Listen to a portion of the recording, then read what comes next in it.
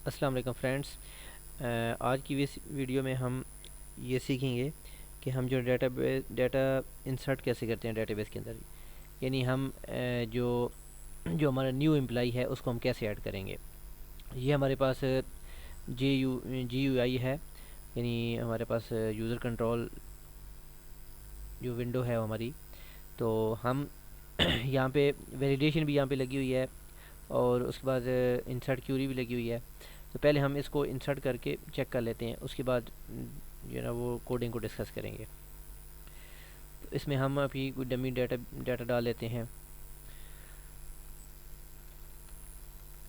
कोई एक नाम कमर अब्बास और इसका ईमेल एड्रेस कमर@gmail.com। एम्प्लॉई नंबर यहाँ पे जो लास्ट एम्प्लॉई नंबर शो हो रहा है वो हमारे पास 2496 है, तो हम इसको 2497 कर देते हैं। पासवर्ड इसका कोई भी आप रख लें 12345। डिपार्टमेंट्स का इलेक्ट्रिकल कर लें, सीरीज़ की 25,000 और कॉन्टैक्ट नंबर इसको कोई भी आप दे सकते हैं। एड्रेस इसका लाहौर लिख लें, सिंपली एड्रेस लिख लें, सिटी बड़ा नाम लिख लें। यहाँ पे डेजिग्नेशन उसका जूनियर ऑफिसर है, असिस्टेंट मैनेजर है। जूनियर ऑफिसर हम करते हैं और कॉन्ट्रैक्ट और डेली वेजर कोई एक जना कैटेगरी।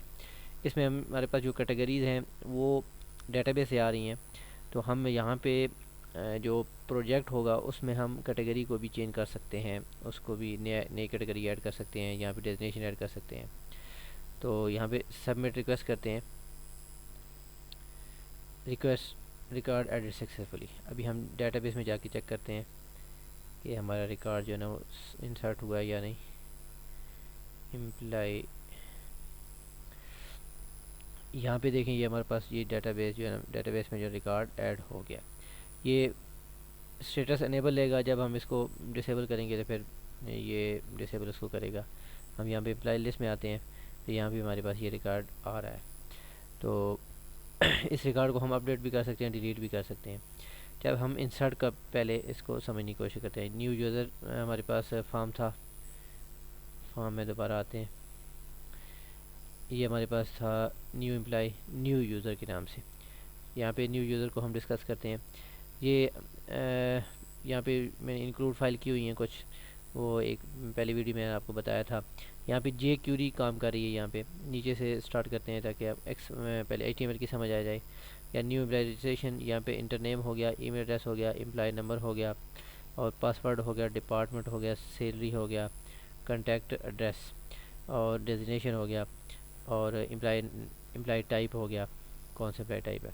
यहाँ पे जब यूज़र बटन क्लिक करेगा, IDP ऐड बटन, तो यहाँ पे वो कंट्रोल आएगा। जे क्यूरी में कई बेसिक्स होती है ये। जब क्लिक करेगा तो ऐड बटन क्लिक होगा तो यहाँ पे वो कंट्रोलर यहाँ पे मूव होगा।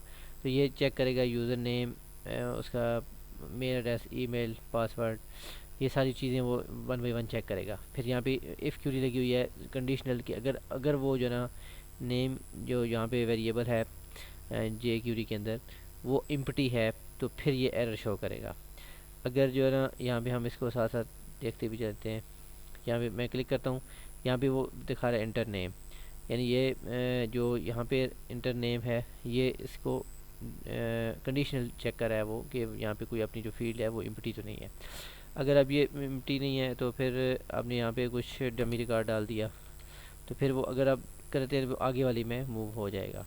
ठीक है, यहाँ पे आपने कर दिया, आगे वाली में दोबारा मूव हो जाएगा। यहाँ पे पासवर्ड में चला जाएगा, यहाँ पे डिपार्टमेंट में चला जाएगा, यहाँ पे सैलरी में चला जाएगा, यहाँ पे कॉन्टैक्ट नंबर में चला जाएगा। ठीक है, यहाँ पे एड्रेस में चला जाएगा। ठीक है, यहाँ पे डेजिग्नेशन भी आपने कोई ना कोई सिलेक्ट करना है और उसके बाद सिलेक्ट एम्प्लॉय कैटेगरी भी कोई सिलेक्ट करनी है। Select agreement. अच्छा, ये यानी 1 बाई 1 पहले नेम चेक करेगा, फिर ईमेल, फिर employ number, password, department, salary, contact address, role उसका क्या होगा, डेजिग्नेशन, टाइप उसकी कौन सी होगी। ये सारी चीज़ें जो ना 1 बाई 1 चेक करेगा वो। चेक करने के बाद जब हम अगर सारी चीज़ें ठीक हैं तो फिर वो एल्स में आएगा और यहाँ पे वो सारा जो डाटा जो नेम है, एम्प्लॉय मेल है, एम्प्लॉय नंबर, पासवर्ड, डिपार्टमेंट है, वो सारा जो ना उसकी वैल्यू वेरिएबल, एक वेरिएबल को जो वैल्यू आ रही हैं वो एक वेरिएबल को पास होंगी, वो उस वेरिएबल के अंदर जो है ना वैल्यू जो स्टोर हो जाएंगी, और यहाँ पे वो एजेक्स क्यूरी कॉल होगी और उसका पोस्ट मेथड इस्तेमाल हुआ है, और वो उसका जो एजेक्स क्यूरी का जो फंक्शन है उसका जो डिज़ाइन है ये है कि पहले टाइप होगी कौन सा किस के जो है ना हम लेकर जा रहे हैं, किस पोस्ट मेथड है, गेट मेथड है, फिर जो है ना किस फाइल के अंदर जो है ना ये डाटा जाएगा, और फिर वो जो डाटा होगा उसको हमने आइडेंटिफाई कैसे किया, ये डाटा को जो ही डाटा है वेरिएबल ही पास हो रहा है। फिर यहाँ तक ये पहुँच के ये वेट करती है आगे रिस्पॉन्स का। रिस्पॉन्स सक्सेस फंक्शन तब कॉल होगा जब आगे में से जो दूसरी फाइल के अंदर रिस्पॉन्स आएगा। सक्सेस फंक्शन जब कॉल होगा तो फिर उसके अंदर जो भी डाटा हम उधर से पास करवाएंगे उस फाइल रिक्वेस्ट जो ना फाइल के अंदर से, तो वो डाटा यहाँ पे नज़र आएगा। नज़र आने के बाद हम उस डाटा को यहाँ पे प्रिंट करवा देंगे या .html डाटा, तो हमने यहाँ पे मैसेज के अंदर मैसेज एक हमारे पास एक टैब है, डिव टैग है, उसके अंदर हमने वो प्रिंट कर अलर्ट डेंजर मैसेज के साथ रेड कलर में ये आएगा, तो ये यहाँ पे प्रिंट हो जाएगा। अब हम यूआरएल में चलते हैं जहाँ पे हमने डाटा जहाँ ले कर गए हैं डाटा। ये रिक्वेस्ट का एक हमारे पास फाइल है, उसके अंदर कोई फाइल नाम रख सकते हैं आप, रिक्वेस्ट वैसे मैंने रखी है तो यहाँ पर आप कोई और रख सकते हैं। यहाँ पे वो चीज़ें सारी जो 1 बाई 1 उधर से हमने की थी वो यहाँ पे हम एक एक करके रिसीव कर रहे हैं।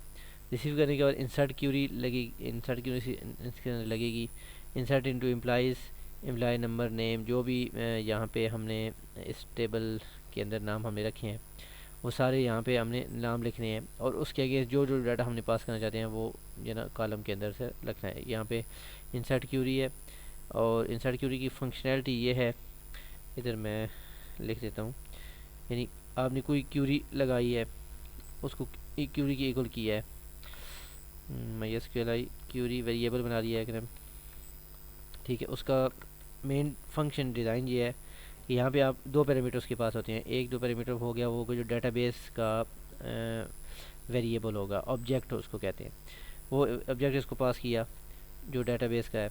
उसके आगे हमने इंसर्ट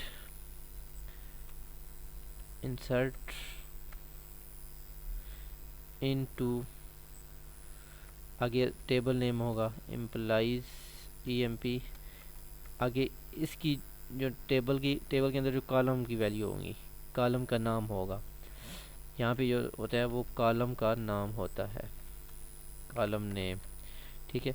आगे जो ना वैल्यूज़ इसका जो ना क्यूरी स्ट्रक्चर है इसका, वहाँ पे अब वैल्यू आपने पास करनी है, वैल्यू इसके अंदर ये वैल्यू कोई भी वैल्यू मिसाल नाम, ये वाले नाम जो है ना यहाँ पे पास हो जाएगा। तो ये जब पास होगा तो फिर यहाँ पे फिर हम कंडीशन लगाइए कि अगर जो है ना वो क्यूरी हमारी रन हो गई है तो फिर क्या करेंगे कि वो रिकॉर्ड एडिट सक्सेसफुली, या जो है ना वो एरर दे देगा कि हम इस क्यूरी के अंदर कहीं भी कोई एरर होगा तो वो यहाँ पे हमें दिखा देगा। तो उम्मीद है ये आपको समझ आई होगी। न्यू यूज़र में दोबारा चलते हैं कि यहाँ पर जो जे क्यूरी का मकसद है, जे क्यूरी कैसे काम करती है। जे क्यूरी का जो मेन जो है ना वो स्ट्रक्चर ये होता है, डॉक्यूमेंट इसका जो स्टाइल, डॉक्यूमेंट स्टाइल या जो उसको कार्ड लेने का डॉट रेडी फंक्शन, कोई भी वैल्यू लेने का जो स्टाइल होता है वो इसका ये होता है। इसके आगे फंक्शन आपने पास करना है, इसके अंदर आपने वेरिएबल लगाने हैं, इसके फंक्शन को सेमीकोलन के साथ जो ना आपने क्लोज़ किया, ये हो गया एक। और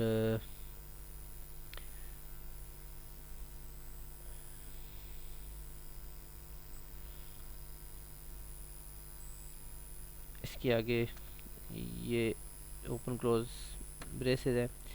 इसके बाद जो है ना ये कोई भी वैल्यू है ना को हम पास करवा सकते हैं, इसकी ये बेसिक स्ट्रक्चर इसका ये है, ठीक है। अब यहाँ पे जो है ना वो दो चीज़ें पास हो सकती हैं, या हैश के साथ आईडी या डॉट के साथ क्लास, ठीक है। यहाँ पे जो दो चीज़ें जो ना ये पास हो सकती हैं, ये इसका बेसिक स्ट्रक्चर है जे क्यूरी का। तो अभी अब इसके ऐड करेंगे तो डॉट ऐड का फंक्शन हमें लगाया है। अभी एक थोड़ा सा मैं इसको मज़ीद अगर इसको कर लूँ, यहाँ पे अलर्ट लिखूँ, अभी ऐड के साथ अलर्ट काम करना चाहिए, ये देखें काम कर रहा है। तो यहाँ पे अलर्ट मैं नाम लिख देता हूँ, यू क्लिक मी।